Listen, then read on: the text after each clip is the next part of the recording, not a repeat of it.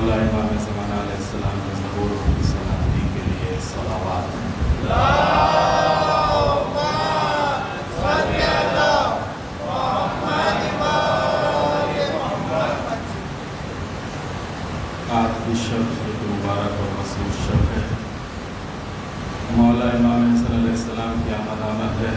امام مجتبیٰ کی خوشنودی کے لیے اس سے بلند تر صلوات۔ اللہم صلی علی محمد وآل محمد۔ اہل بیت عصمت و طہارت اور ان کے شیعوں کی خوشی کی شب ہے، اس سے بلند تر صلوات۔ اللہم صلی علی محمد وآل محمد۔ لا حول ولا قوة إلا بالله العلي العظيم۔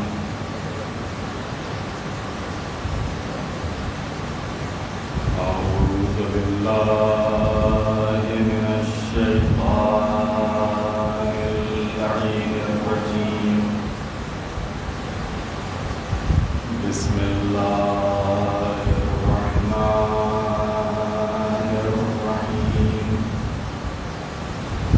الحمد لله رب العالمين، الصلاة والسلام على رسوله الكريم سيدنا ونبينا وشفيع المذنبين أبي القاسم محمد۔ اللہم صلی علی محمد وآل محمد۔ وآله الطيبين الطاهرين المعصومين المظلومين، ولعنة الله على أعدائهم أجمعين من يومنا هذا إلى قيام يوم الدين۔ رب اشرح لي صدري ويسر لي أمري واحلل عقدة من لساني يفقهوا قولي۔ أما بعد فقد قال الله الحكيم في القرآن الكريم، بسم الله الرحمن الرحيم، يريدون ليطفئوا نور الله بأفواههم والله متم نوره ولو كره الكافرون۔ صلاة اللہم صلی علی محمد وآل محمد۔ رمضان المبارک 1446 ہجری کی 15ویں شب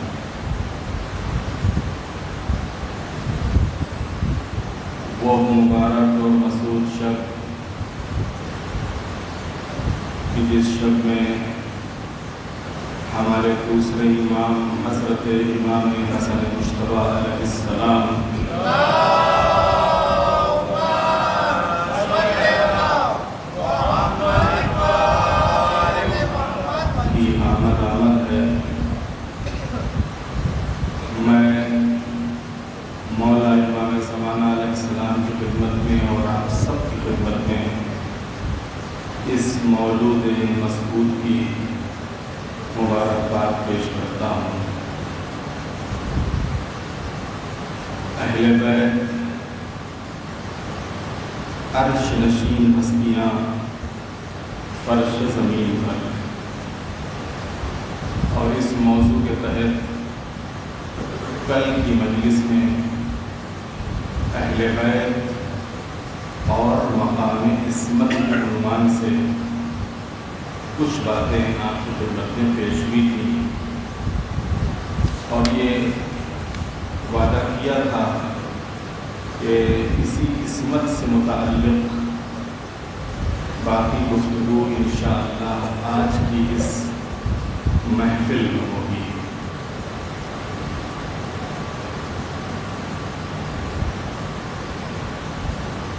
کل کے بیان کی روشنی میں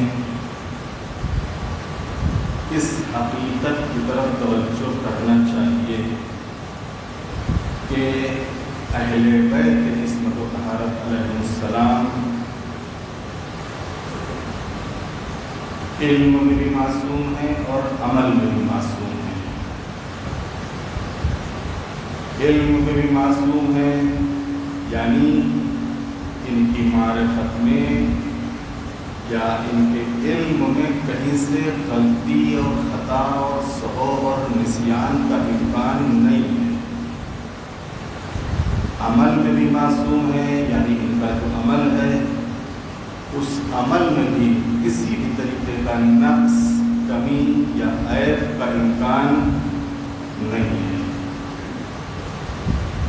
تو علم میں بھی معصوم اور عمل میں بھی معصوم،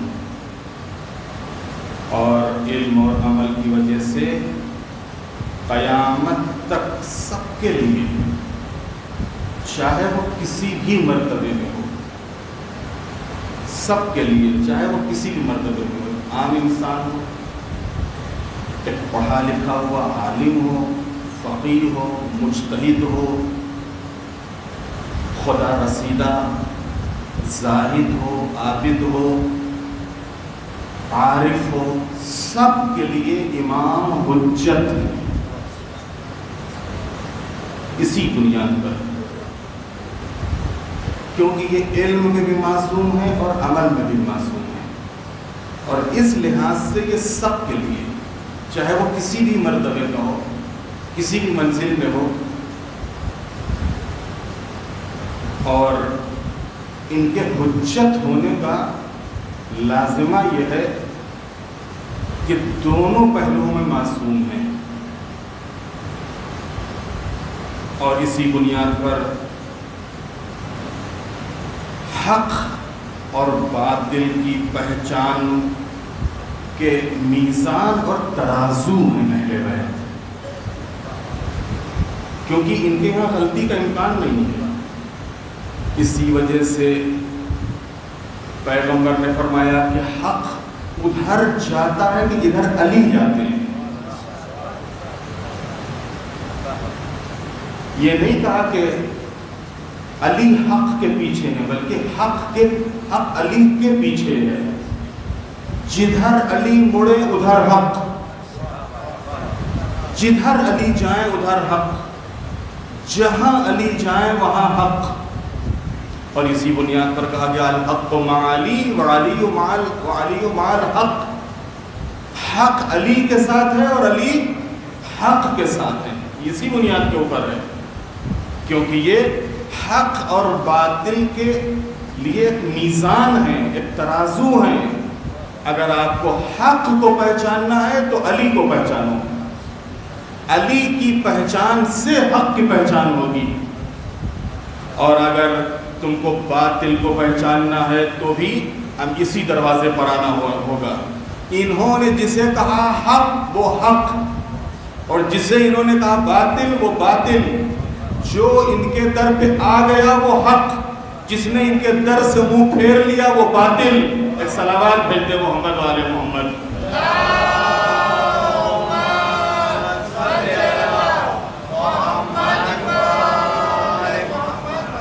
تو عزیزان محترم، یہ اپنے علمی اور عملی عصمت کی بنا پر کامل حجت ہیں، اور صرف انہی کے لیے سزاوار ہے، انہی کے لیے مناسب ہے کہ یہ اسی طرح سمجھیں کہ جس طرح حقیقت میں ان کو علم دیا گیا ہے، اور بیان کریں جیسا کہ انہوں نے حاصل کیا ہے، اور ان پر عمل کرتے ہوئے لوگوں کو عمل کی دعوت دیں اور اس کی طرف رغبت دلائیں۔ محمد بن علی بن بابویہ قمی بہت ہی عظیم الشان شخصیت ہیں، ابن بابویہ، ان کی بہت ہی عظیم الشان کتاب ہے ذخیرۃ العباد۔ اس ذخیرۃ العباد میں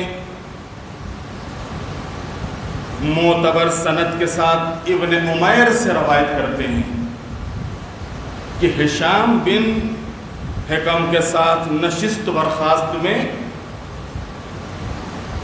4 چیزوں سے بہتر نہیں سنا انہوں نے۔ کہتے ہیں کہ انہوں نے یہ روایت کرتے ہیں کہ ہم جو ہشام کے ساتھ اٹھتے بیٹھتے تھے، ہشام وہ چھٹے امام کے شاگرد کہ جنہوں نے بصرے کی جامع مسجد میں بصرے کے امام سے مناظرہ کیا تھا، اور وہ مناظرہ خود چھٹے امام کو بڑا پسند آیا تھا کہ جس وقت یہی ہشام بصرے کی مسجد میں پہنچے ہیں اور دیکھا کہ لوگ امام کو گھیرے ہوئے ہیں، یہ قریب گئے تو دیکھا کہ امامت کے مسئلے پہ گفتگو ہو رہی ہے، امامت کے مسئلے پہ گفتگو ہو رہی ہے۔ اب ظاہر سی بات ہے کہ اگر آج بھی اگر کوئی شیعہ کسی جگہ کے اوپر جائے اور اسے ذرا سا اگر یہ پتہ چل جاتا ہے کہ یہاں کے اوپر اہل بیت سے متعلق یا ائمہ اطہار علیہ السلام سے متعلق یا امام حسین سے متعلق یا مولا علی سے متعلق کوئی بات ہو رہی ہے تو فوراً چونک جاتا ہے، یہاں کہاں، کون کر رہا ہے، کیسے ہو رہی ہے بات، اور ایک عجیب سی کیفیت بہرحال ایک دل میں پیدا ہوتی ہے۔ ابھی اسی رمضان مبارک سے پہلے ہی اسی آخری ہفتے میں شعبان کے اب دلی سے واپس آ رہا تھا، احمد آباد اسٹیشن کے اوپر پہنچا رات کے 1 بجے۔ اب جو پہلے پلیٹ فارم پہ پہنچا تو وہاں آواز آ رہی من کنتو مولا من کنتو مولا، یہ کہاں، یہ احمد آباد کا اسٹیشن اور یہاں من کنتو مولا، تو پتہ چلا کہ قریب میں ایک مزار ہے اسی پہلے ہی پلیٹ فارم کے اوپر، اور یہ جو پہلا پلیٹ فارم کے اوپر مزار ہے ان کا آج عرس ہے، اور وہاں کے اوپر وہ بہرحال اپنا جو ان کا خوشی کا اور عرس کا انداز ہے اس انداز سے وہ، اور وہاں کے اوپر محفل سما سجی ہوئی ہے، اور اس محفل سما میں من کنتو مولا بہرحال، لیکن علی والا وہ تو جب بھی من کنتو مولا سنے گا تو بہرحال خود ایک مرتبہ متوجہ تو ہو ہی جاتا ہے کہ یہاں کہاں میرے مولا کا ذکر ہو رہا ہے۔ ایک صلوات بھیجتے محمد والے محمد۔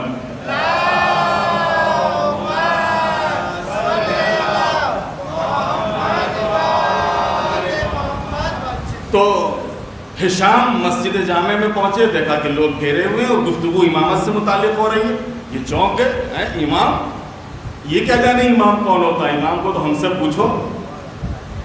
لہذا ہشام قریب گئے تو دیکھا کہ امام صاحب بڑے اعتماد کے ساتھ فرما رہے ہیں کہ کوئی ضروری نہیں ہے کہ امام اللہ کی طرف سے ہو اور اللہ اس کو منتخب کرے یا اللہ چنے، بلکہ یہ حق اللہ کے رسول نے خود امت کو دیا ہے، امت جس کا انتخاب کرے وہ امت کا امام اور رسول کا خلیفہ۔ جناب ہشام قریب گئے اور قریب جانے کے بعد کہتے ہیں کہ کیا مجھے بھی کچھ حق ہے کہ میں کچھ پوچھوں آپ سے؟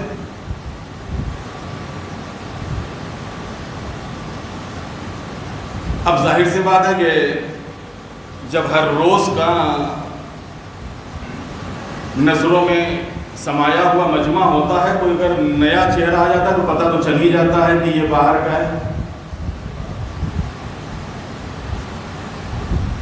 لہذا ایک مرتبہ سوال کرتے ہیں کہاں سے آئے ہو؟ کہا کوفے سے آئے ہو، کوفے سے آئے ہو۔ اب ظاہر سی بات ہے کوفے کا نام ہی ان کے لیے ایک تیر تھا۔ جی فرمائیے کیا فرما رہے ہیں؟ کہا ابھی آپ یہ امامت کے اوپر گفتگو فرما رہے ہیں تو اسی سے متعلق سوال ہے ہمارا. جی کہ یہ بتائیے کہ آپ کی آنکھیں ہیں؟ سوال امامت کا ہو رہا ہے کہ سوال کر رہے ہیں آنکھوں کا؟ آنکھیں ہیں تو ظاہر بات عجیب و غریب سوال تھا, غصہ آنا چاہیے تھا. انہوں نے کہا میں جتنا پوچھ رہا ہوں اتنا آپ بتا دیجئے کہ آپ کی آنکھیں ہیں, کہاں ہیں, کیا ان سے کیا کام لیتے ہیں آپ, کیا ان سے دیکھتا ہوں؟ پھر اس کے بعد کہتے ہیں کان ہیں آپ کے؟ کہ بھائی تمہاری بات سن رہا ہوں, یہ کان نہ ہوتے تو کیسے سنتا؟ میں مختصر کر دوں کہ انہوں نے تمام جسم کے حصوں کے متعلق سوال کیا اور آخر میں کہتے ہیں کہ بتائیے کہ آپ کے دل ہے؟ تو مرتبہ امام نے کہا کہ یہ عجیب و غریب انسان ہے, یہ دیکھ رہا ہے کہ میں دیکھ بھی رہا ہوں, سن بھی رہا ہوں, بول بھی رہا ہوں, ہمارے ہاتھ پیر حرکت بھی کر رہے ہیں, اور اس کے باوجود یہ پوچھ رہا ہے کہ دل ہے. کہا نہیں, جتنا میں معلوم کر رہا ہوں اتنا بتا دیجئے کہ دل ہے. کہاں دل بھی ہے. کیا اس دل سے کیا کام لیتے ہیں؟ کیا اس دل کا کیا کام ہے؟ کہا دل, ارے دل ہی تو سب کچھ ہے. یہ جو آنکھیں دیکھ رہی ہیں دل ہی کی وجہ سے تو دیکھ رہی ہیں, یہ جو زبان بول رہی ہے دل ہی کی وجہ سے تو بول رہی ہے, یہ جو کان سن رہے ہیں دل ہی کی وجہ سے تو سن رہے ہیں, یہ ہاتھ پیر جو حرکت کر رہے ہیں دل ہی کی وجہ سے تو حرکت کر رہے ہیں, یہ سارے اعضاء جسم جو حرکت کر رہے ہیں دل ہی کی وجہ سے تو کر رہے ہیں. اچھا اس کا اور کیا کام ہے؟ کہ اس کا اور کام یہ ہے کہ جب بھی ہمارے یہ جسم کے حصے شک میں مبتلا ہوتے ہیں کہ یہ دیکھیں کہ نہ دیکھیں, یہ سنیں کہ نہ سنیں, یہاں قدم آگے بڑھائیں کہ نہ بڑھائیں, یہ چیز کھائیں کہ نہ کھائیں, تو یہ دل ہی ہے کہ جو اس کی رہنمائی کرتا ہے. بس ایک مطلب کہتے ہیں کہ امام صاحب آپ کے خود وجود کے اوپر بڑا افسوس ہو رہا ہے کہ اللہ نے آپ کے وجود کو بھی بغیر امام کے نہیں چھوڑا, اور آپ کے وجود کے اندر بھی اللہ نے ایک امام بٹھا دیا کہ جب بھی آپ کے جسم کے حصے شک میں مبتلا ہوتے ہیں تو یہ امام ہے کہ جو ان کی رہنمائی کرتا ہے. تو جب اللہ نے جسم کے اندر ایک امام رکھا کہ جو شک کے موقع کے اوپر ہماری رہنمائی کرتا ہے کہ یہ کرے کہ نہ کرے, یہ سنے کہ نہ سنے, یہ دیکھے کہ نہ دیکھے, یہاں جائے کہ نہ جائے, تو آپ نے کیسے سوچ لیا کہ اتنی بڑی کائنات میں یہ آباد اور بسے ہوئے لاکھوں اور کروڑوں اور اربوں انسان, اللہ ان سب کو شک میں چھوڑ دے گا اور ان کے لیے کوئی امام مقرر نہ کرے گا؟ کہ جس اللہ نے انسانی جسم کے لیے ایک امام مقرر کیا تو کیا وہ اتنی بڑی کائنات کو بغیر امام کے چھوڑ دے گا؟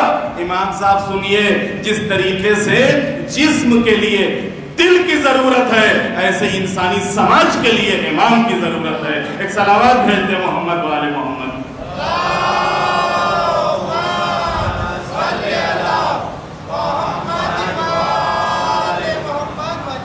تو یہی شام ہے. یہ کہتے ہیں کہ ابن عمیر کہتے ہیں کہ میں نے 4 چیزیں جو ان سے سنی تو ان سے سوال کیا کہ کیا امام مقام عصمت رکھتے ہیں؟ انہوں نے کہا بے شک, بالکل. میں نے کہا کس دلیل سے؟ آپ دلیل سنیے گا عصمت کے اوپر, کیا پیاری دلیل دی ہے جناب ہشام نے. امام معصوم کی عصمت, اس عصمت کے اوپر کیا دلیل ہے؟ کہ بے شک امام معصوم ہوتا ہے. کس دلیل سے؟ کہ سنیے,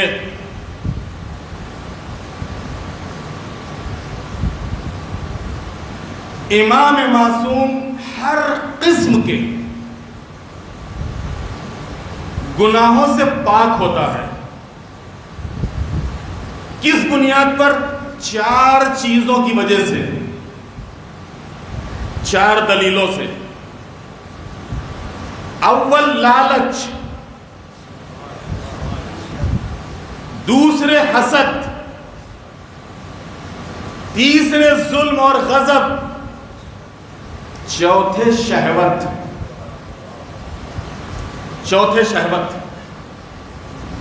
اب آپ کہیں گے اس سے امام کی عصمت کہاں ثابت ہوتی ہے؟ لالچ سے اور امام سے کیا لینا دینا؟ اس سے کون سا معصوم ہونا ثابت ہوگا؟ حسد اور امام کی عصمت، اس سے کون سی امام کی عصمت ثابت ہوتی ہے؟ ظلم یا غضب، اس سے کون سی امام کی عصمت ثابت ہوتی ہے؟ شہوت، اس سے کون سی امام کی عصمت ثابت ہوتی ہے؟ لیکن سنیے، فرماتے ہیں کہ امام کا مقدس وجود جو ہر طرح کی لالچ سے پاک ہوتا ہے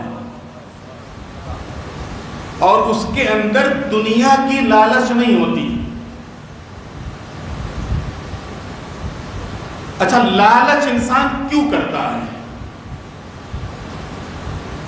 لالچ انسان کیوں کرتا ہے؟ لالچ حاصل کرنے کے لیے، لذت حاصل کرنے کے لیے، آرام اور آسائش حاصل کرنے کے لیے لالچ ہوتی ہے۔ یہ چیز مل جائے، وہ چیز مل جائے، وہ چیز حاصل ہو جائے، وہ چیز حاصل ہو جائے۔ تو لالچ کس بنیاد کے اوپر ہوتی ہے؟ کہ جو چیز اس کے پاس نہیں ہے وہ اس کے پاس آ جائے۔ لالچ اسی لیے تو ہوتی ہے کہ جو چیز اس کے پاس نہیں ہے وہ چیز اس کے پاس آ جائے۔ پیسہ نہیں ہے، پیسہ آ جائے۔ گاڑی نہیں ہے، گاڑی آ جائے۔ بنگلہ نہیں ہے، بنگلہ آ جائے۔ لیکن یہ اکبر جناب ہشام کہتے ہیں کہ امام معصوم جو اس مقدس، جس کا مقدس وجود اتنا بلند ہے کہ جو گھر بیٹھے جنت سے نعمتیں حاصل کر لے، جس کے ہاتھ کے اوپر اگر سنگریزے آ جائیں تو تسبیح و تہلیل پروردگار کرنے لگیں، جو یہاں سے بیٹھ کے وہاں کے منظر کو دیکھے تو وہ کسی چیز کی لالچ کیوں کرے گا؟ تو پہلا ثبوت کیا ہوا؟ کیونکہ ہر انسان کے اندر کہیں نہ کہیں سے تھوڑی بہت لالچ ہوتی ہے، لیکن امام کے ہاں لالچ نہیں ہوتی، حرص نہیں ہوتا۔ کیونکہ امام کے یہاں حرص نہیں ہوتا، لالچ نہیں ہوتی، لہذا وہ یہ ایک دلیل امام کے معصوم ہونے کی۔ دوسرے یہ کہ اس کے یہاں حسد نہیں ہے۔ حسد انسان کس سے کرتا ہے؟ حسد انسان اپنے سے بڑے والے سے کرتا ہے۔ ان سے بڑا کون ہے کہ جو اس سے یہ حسد کریں؟ یہ اگر دیوار کی طرف دیکھتے، پہاڑ کی طرف دیکھتے تو وہ سونے کا ہو جائے۔ جن کی محبت میں اللہ تعالیٰ نے اس پوری کائنات کو خلق کیا ہو۔ ابھی آپ حدیث شریف قصہ کی تلاوت فرما رہے تھے، انی ما خلقت سماء مبنیا ولا ارضا مدحیا ولا قمرا منیرا ولا شمسا مضیا ولا فلکا یدور ولا بحر یجری ولا فلکا یسری الا فی محبت هؤلاء الخمسة الذین هم تحت الکساء۔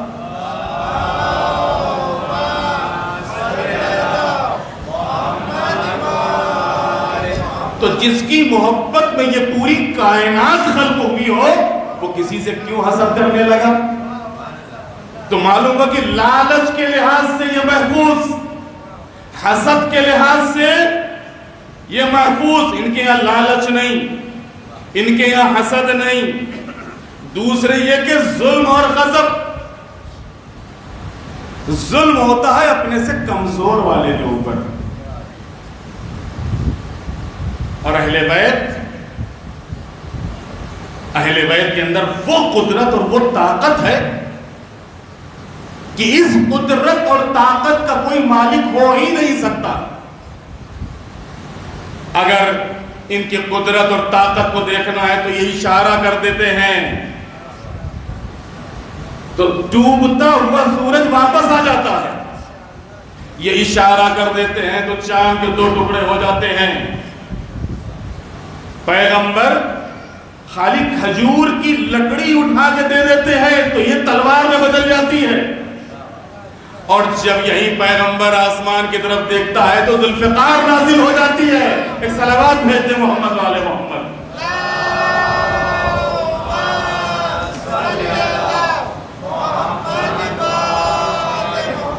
اور دوسرے یہ کہ ان کا غضب اور ان کی دشمنی جو ہے وہ ان کے لیے نہیں ہوتی، ان کا غضب اور ان کی دشمنی للہ فی اللہ فی سبیل اللہ، جس میں جہاں اللہ غضبناک وہاں یہ غضبناک، اور جس کے اوپر اللہ غضبناک اس کے اوپر یہ غضبناک۔ لہذا ان کی دشمنی اور دوستی کا معیار ہمارے جیسا نہیں ہے، بلکہ ان کے یہاں دوستی اور دشمنی کا جو معیار ہے وہ للہ ہے، فی اللہ ہے، فی سبیل اللہ ہے۔ لہذا کیوں کسی کو پر ظلم کریں گے؟ تو معلوم یہ ہوا کہ اہل بیت علیہ السلام کے یہاں حرص نہیں، اس لحاظ سے یہ معصوم، اہل بیت کے یہاں حسد نہیں، اس لحاظ سے یہ معصوم، اہل بیت کے یہاں غضب نہیں، اس لحاظ سے یہ معصوم۔ چوتھے شہوت، اور کس طرح شہوات میں گرفتار ہوں، جبکہ بہشت کی ساری نعمتیں اور بہترین صورتیں ان کے سامنے ہیں۔ انسان شہوت میں گرفتار کب ہوتا ہے؟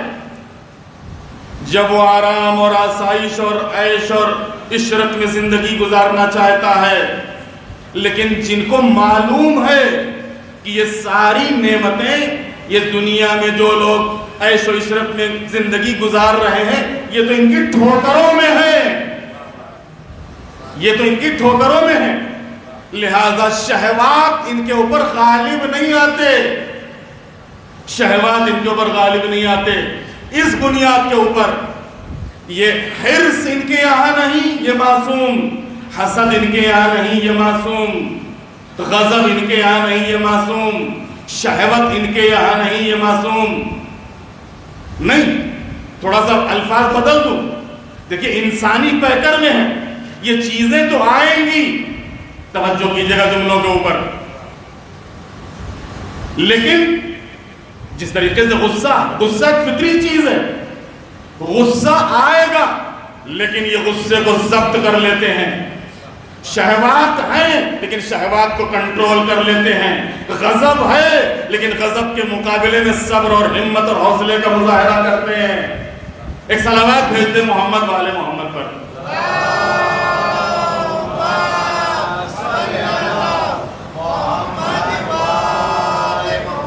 اور اہل بیت علیہ السلام کی جو عصمت ہے، اس عصمت کے مختلف پہلو ہیں۔ اہل بیت علیہ السلام اخلاص کے ظاہری اور باطنی مرتبے پر ہیں، ان کے یہاں ظاہر میں بھی خلوص اور باطن میں بھی خلوص، ان کا جو بھی عمل ہے وہ صرف اور صرف خوشنودی خدا اور رضا رب کے لیے، اور ان کی جو بھی نیت اور جو ارادہ ہے وہ بھی صرف اور صرف رضا رب کے لیے۔ تو پھر وہ کس چیز کو، اور یہی وجہ ہے کیونکہ ظاہری اور باطنی مرتبے پر ہیں، اسی وجہ سے اللہ کے مخلص اور مخصوص بندے ہیں، جو علم محض، یعنی ان کا جو علم ہے، ہمارے علم میں اور ان کے علم میں ایک فرق ہے۔ ہمارا جو علم ہے یہ علم کسبی ہے، لیکن جو اہل بیت کا علم ہے یہ وہبی ہے۔ کسبی اور وہبی میں کیا فرق ہے؟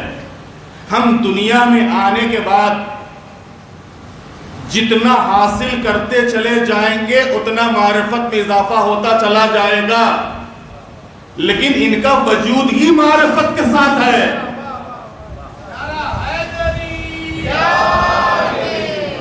ان کا وجود ہی علم کے ساتھ ہے، یہ ادھر سے علم لے کے آئے ہیں، یہ ادھر سے معرفت کے ساتھ اس دنیا میں تشریف لائے ہیں، اور یہی وجہ ہے کہ معصوم کبھی بھی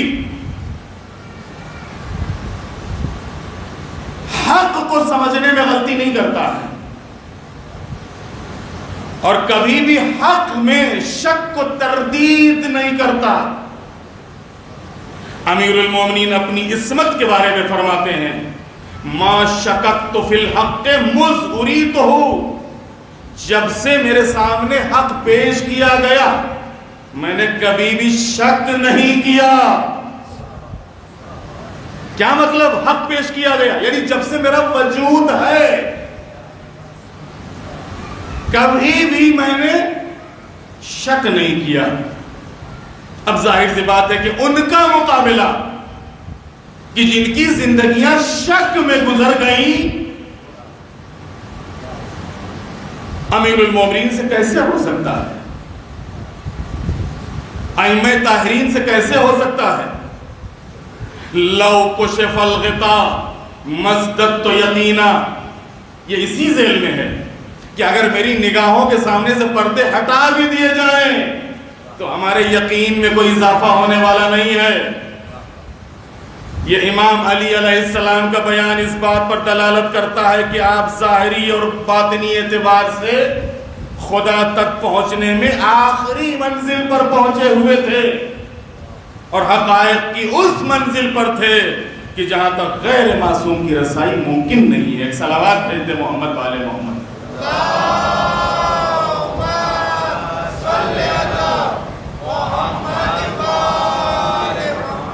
اور اب اس مختصر سی گفتگو کے بعد دو تین بالکل عام فہم مثالیں، تاکہ جس کے ذریعے سے بچے اور نوجوان بھی امام کی عصمت کو سمجھ سکیں کہ اگر انبیاء اور ائمہ علیہم السلام معصوم نہ ہوں تو بہانے باز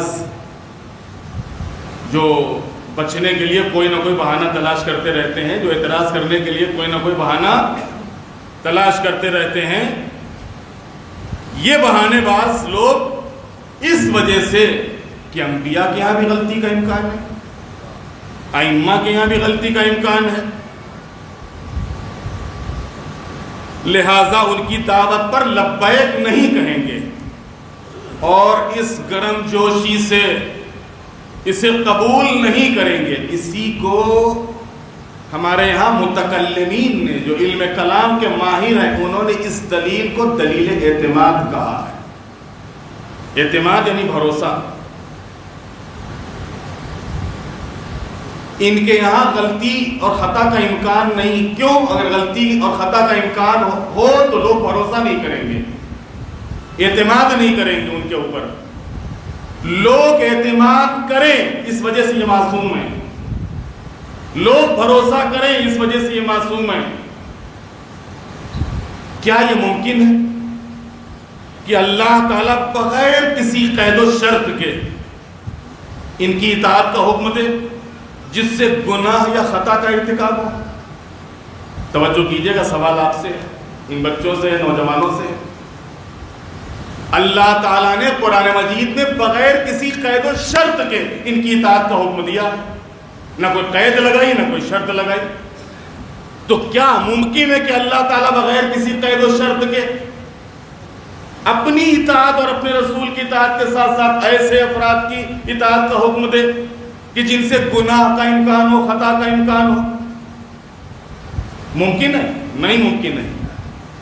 جبکہ اگر ممکن نہیں ہے تو اللہ تو کہہ رہا یا ایھا الذین آمنوا اطیعوا اللہ واطیعوا الرسول واولی الامر منکم. سورہ نساء کی 59 نمبر کی آیت. اے وہ لوگ کی جو ایمان لائے ہو، اللہ کی اطاعت کرو، رسول کی اطاعت کرو، اور تم میں جو صاحبان امر ہیں ان کی اطاعت کرو. میں نے کسی موقع کے اوپر آپ کی خدمت میں یہ مثال پیش کی تھی، یہاں کے اوپر بھی یہ مثال پیش کر دوں کہ جب بھی ہمیں فقہا کی تقلید کا حکم دیا گیا تو ڈائریکٹ نہیں دیا گیا کہ ہمارے فقیہوں کی تقلید کرو. امام معصوم نے جب ان فقیہوں کی تقلید کا حکم دیا تو وہاں بھی قید لگائی، شرط لگائی. جو اس معیار پہ پورا اترے اس مجتہد کی تقلید، جو اس معیار پہ کھرا اترے اس فقیہ کی تقلید. ہر فقیہ کی تقلید نہیں، ہر مجتہد کا دعویٰ کرنے والے کی تقلید نہیں. من کانا من الفقہاء سائنا لنفسہ.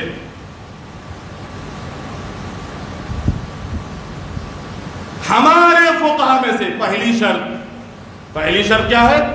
ہمارا ہو. توجہ کیجئے گا، پہلی شرط یہ ہے کہ ہمارا ہو. دوسری شرط سائنا لنفسہ، اپنے نفس کو بچانے والا، اپنے نفس کو حفاظت کرنے والا ہو. حافظا لدین، دین کا محافظ، مخالفا لہوا، خواہشات نفسانی سے ٹکرانے والا، مطیعا لامر مولا، اپنے مولا کے حکم کا پابند ہو، ایسے فقیہ کی تقلید کرو۔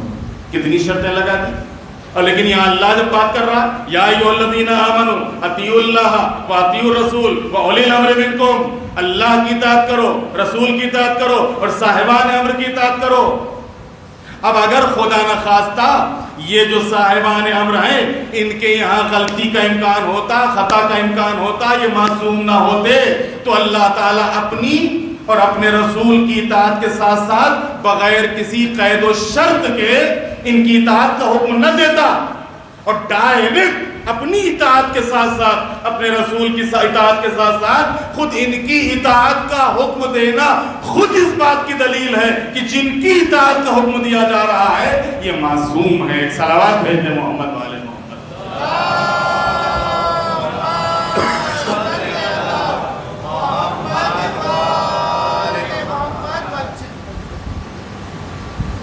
اور بات واضح ہو جائے، مثال کے طور پر ایک ماہر طبیب، ایک ماہر حکیم، ایک ایکسپرٹ ڈاکٹر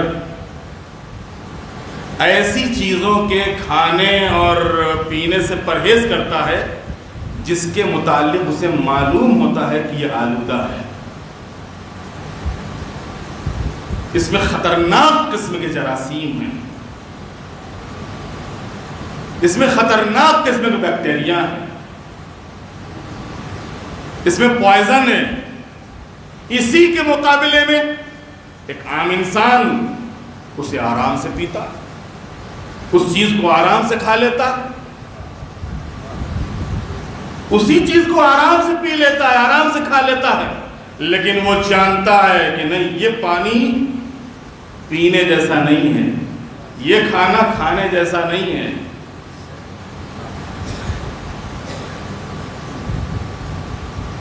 اس مثال سے نتیجہ یہ نکلا کہ انسان کی علمی سطح اور آگاہی میں جتنا اضافہ ہوتا جائے گا اتنا ہی وہ خطا اور غلطی اور اشتباہ سے محفوظ ہوتا جائے گا۔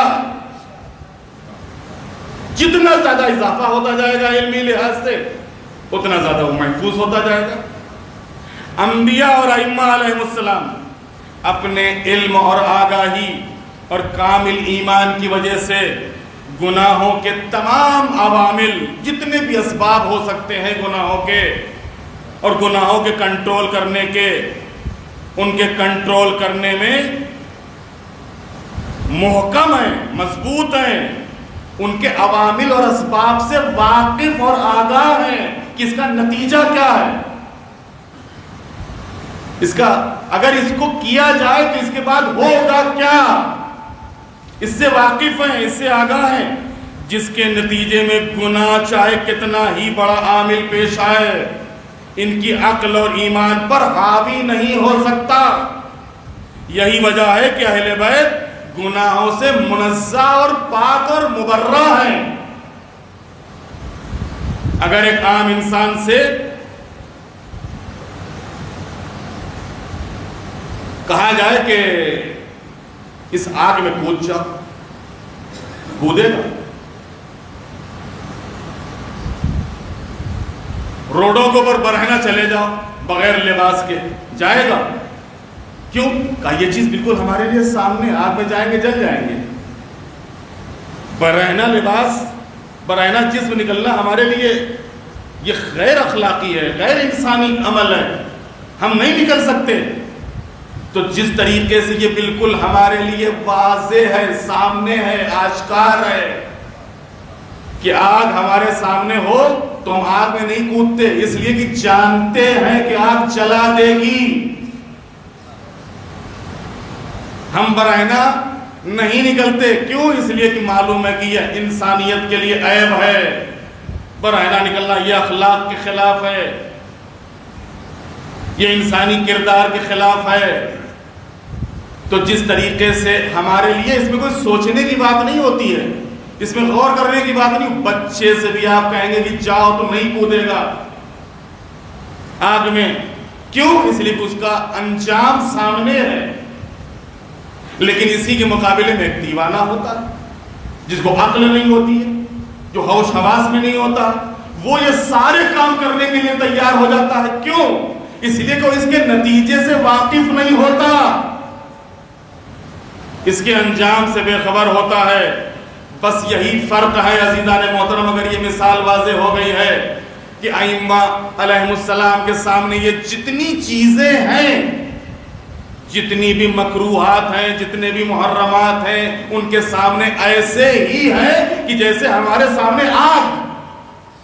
جس طریقے سے ہم آگ میں جانے سے معصوم ہیں. نہیں معلوم میرے جملے پر غور کیا کہ نہیں کیا. ہم جا سکتے ہیں آگ میں لیکن نہیں جاتے. ہم بغیر لباس کے گھوم سکتے ہیں لیکن نہیں گھومتے. کہ میری عقل اس بات کا تقاضا نہیں کر رہی ہے، ہمارا علم اس بات کا تقاضا نہیں کر رہا ہے، ہمارا اخلاق اس بات کا تقاضا نہیں کر رہا ہے. بس عزیزان محترم، اور یہیں سے ایک چیز اور واضح ہو جاتی ہے کہ جو بعض لوگ کہتے ہیں کہ امام معصوم کی عصمت میں، یہ عصمت ان کے لیے فضیلت کیسے ہے؟ یہ فضیلت اسی لحاظ سے ہے کہ امام عصمت میں، مقام عصمت میں مجبور نہیں ہے، اور ان کی عصمت اجباری عصمت نہیں ہے بلکہ ان کی عصمت بھی اختیاری عصمت ہے. اور یہی فرق ہے فرشتوں کی عصمت میں اور امام معصوم کی عصمت میں، کہ فرشتوں کی جو عصمت ہے، فرشتے غلط نہ کرنے کے اوپر مجبور ہیں، لیکن امام معصوم غلط نہ کرنے پر مجبور نہیں ہے، اختیار میں ہے. کمال تو یہی ہے کہ اختیار ہوتے ہوئے بھی اس غلط کے قریب نہیں جاتے، گناہ کے قریب نہیں جاتے، حرام کے قریب نہیں جاتے، مکروہ کے قریب نہیں جاتے. اسی وجہ سے تمام انسانوں سے افضل ہیں. صلوات بھیج دے محمد والے محمد.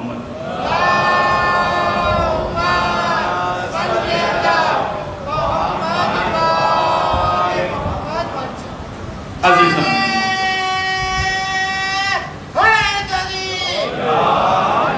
بس اس کے بعد ظاہر سی بات ہے کہ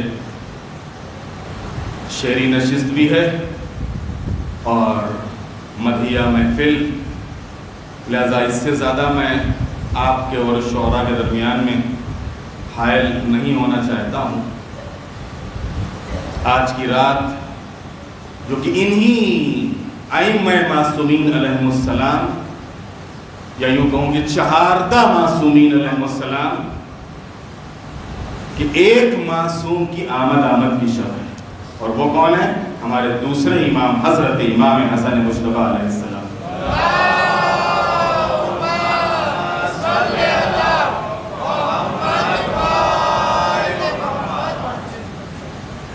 امام علیہ السلام کو زمانہ ہے امیر المومنین 40 ہجری میں جب آپ کی شہادت ہوئی ہے تو 40 ہجری سے لے کے 50 ہجری تک یہ آپ کی خود اپنی امامت کا دور ہے.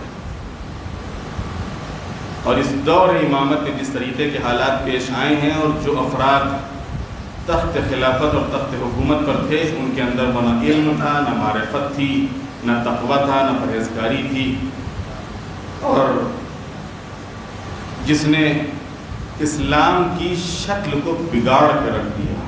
اگر چیز کی بنیاد تو پہلے ہی پڑ چکی تھی. اللہم لنا ولا ظالم ظلم حق محمد و آل محمد و آخر تابعین. یہ تو سب اتباع کرنے والے ہیں، بنیاد تو کہیں اور رکھی گئی تھی. بنیاد تو پیغمبر کے انتقال کے بعد کہیں اور رکھی گئی تھی. یہ تو سب اس کی پیروی کرنے والے تھے، یہ جو بعد میں تھے. اور انہی میں سے یہ حاکم شام کے تھے کہ جس نے اسلام کی شکل کو بگاڑ کر رکھ دیا. اور آج جتنے حلقوں سے بھی اسلام کے اوپر اٹیک ہوتا ہے، یہ سب اسی حاکم شام ملعون و منحوس و نجس کی وجہ سے ہے. اس کی وجہ سے جس طریقے کی خرابیاں، برائیاں، بدعتیں دین کے نام کے اوپر ایجاد کی گئیں، موقع ملا لوگوں کو اور انہوں نے اعتراض کیے، کیونکہ ظاہر سی بات ہے لیاقت، صلاحیت، قابلیت تھی بھی نہیں، اور وہ تو ایک حکومت کا نشہ تھا، اس کی بنیاد پر تخت حکومت، تخت خلافت کے اوپر آیا، کوئی سوال لے کے آتا تھا، جواب نہیں ہوتا تھا، بعض ایسے بھی افراد ہوتے تھے کہ جو کہتے تھے اگر یہ سوال کا جواب دے دو تو مسلمان ہو جائیں گے یا ہم اسلام لے آئیں گے۔ اب پورا دربار لگا ہوا ہے، جواب اس کے پاس آئی نہیں تو کیا کریں؟ تو یہ مدینے بھیجتا تھا افراد کو کہ جاؤ امام حسن سے جواب لے کر آؤ۔ ایک شخص آیا مدینے میں، اور مدینے میں آنے کے بعد امام حسن کی خدمت میں پہنچا۔ امام حسن نے سوال کیا تو اس نے کہا کہ ہاں ایک عام انسان ہوں، تو فوراً کہا کہ نہیں تم حاکم شام کے جاسوس ہو، لیکن آ گئے ہو تو معلوم کرو، یہی تو اس در کی شان ہے۔ تو اس نے کہا کہ یہ بتائیے کہ حق اور باطل میں کتنا فاصلہ ہے، حق اور باطل میں کتنا فاصلہ ہے؟ امام نے فرمایا 4 انگل ہے، جو آنکھ سے دیکھا جائے وہ حق، جو کان سے سنا جائے وہ باطل۔ غدیر میں تم نے مولا کو ہاتھوں پر اٹھائے ہوئے دیکھا حق، اور صحیفہ میں کیا ہوا کچھ پتہ ہی نہیں، باطل۔ ایک صلوات بھیجتے محمد والے محمد۔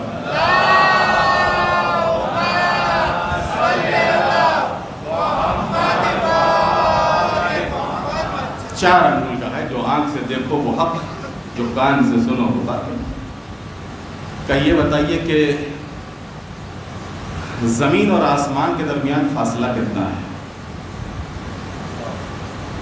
زمین اور آسمان کے درمیان میں فاصلہ کتنا ہے؟ امام نے فرمایا کہ ایک مظلوم کی آہ کے برابر ہے۔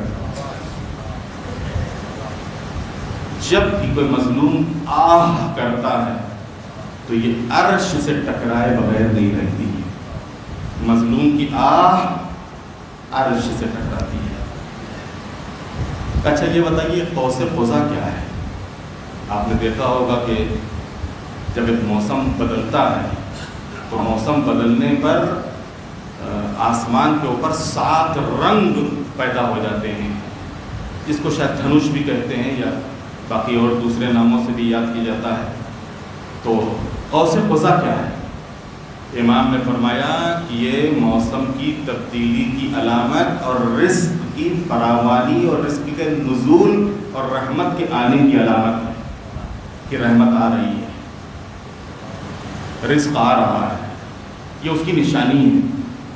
قوس قزح یہ 7 رنگ کا ظاہر ہونا آسمان کے اوپر۔ تو یہ بتائیے کہ ایک چیز میں دوسری چیز، ایک چیز کے اوپر دوسری چیز کیسے بھاری ہے، اور ایک چیز سے دوسری چیز کیسے سخت ہے؟ تو امام نے فرمایا کہ سنو، سب سے زیادہ جو سخت ہے وہ پتھر ہے، لیکن اس پتھر سے بھی زیادہ سخت ہے لوہا، جو اس پتھر کو بھی کاٹ دیتا ہے، اور اس لوہے سے بھی زیادہ سخت ہے آگ، جو اس لوہے کو بھی پگھلا دیتی ہے، اور اس آگ سے بھی زیادہ سخت ہے پانی، جو اس آگ کو بھی بجھا دیتی ہے، اور اس پانی سے بھی سخت ہے وہ بادل کی جو اس پانی کو اٹھائے پھرتا ہے، اور اس بادل سے بھی زیادہ سخت ہے وہ ہوا کہ جو ان بادلوں کو ادھر سے ادھر لے جاتی ہے، اور اس ہوا سے بھی سخت ہے وہ فرشتہ کہ جو ان بادلوں کو ادھر ادھر حرکت دیتا ہے، اس فرشتے سے بھی سخت ہے اس کے اوپر وہ ملک الموت، جو اس فرشتے کو بھی موت دے دے گا، اور اس ملک الموت کے اوپر بھی سخت ہے موت، جو اس کو بھی موت دے دے گی، اور اس موت کے اوپر ہے اللہ کا حکم، جو تمام چیزوں کے اوپر بھاری ہے۔ ایک صلوات بھیجتے محمد والے محمد۔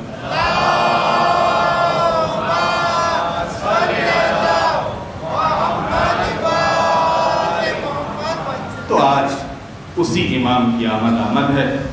میں پھر ایک مرتبہ مولا امام زمانہ علیہ السلام کی خدمت میں اور آپ سب کی خدمت میں مبارکباد پیش کرتا ہوں، اور اس باہ رحمت و برکت و مغفرت میں اس پروردگار عالم کی بارگاہ میں آج کی اس نہایت ہی مبارک شب میں دعا کرتا ہوں، بار الہ حاضرین محفل کی دینی اور دنیاوی حاجتوں کو پورا فرما، سب کی مشکلات کو آسان فرما، تمام امور کی اصلاح فرما، جنت البقیع اور جنت المعلیٰ کی تعمیر کے اسباب فراہم فرما، بار الہ جہاں جہاں بھی مومنین آباد ہیں سب کی حفاظت فرما، جو مومنین مریض ہیں خاص کر جنہوں نے التماع سے دعا کہی، معبود ان سب کو آج کی اس شب کے واسطے سے شبر بھائی ہریانی اور باقی دوسرے افراد معبودین سب کو آج کی شب کے واسطے سے شفا کامل اور عاجل عطا فرما۔ بار الہ جو واسطہ محمد والے محمد علیہ السلام کا پرچم اسلام کو سربلند فرما، پرچم کفر و نفاق کو سرنگوں فرما، مظلوموں کی مدد فرما، ظالموں کا خاتمہ فرما، مولا امام زمانہ علیہ السلام کے ظہور میں تعجیل فرما، ہم سب کو امام کے غلاموں اور ان کے ناصروں میں شمار فرما، وتقبل منا انک انت السمیع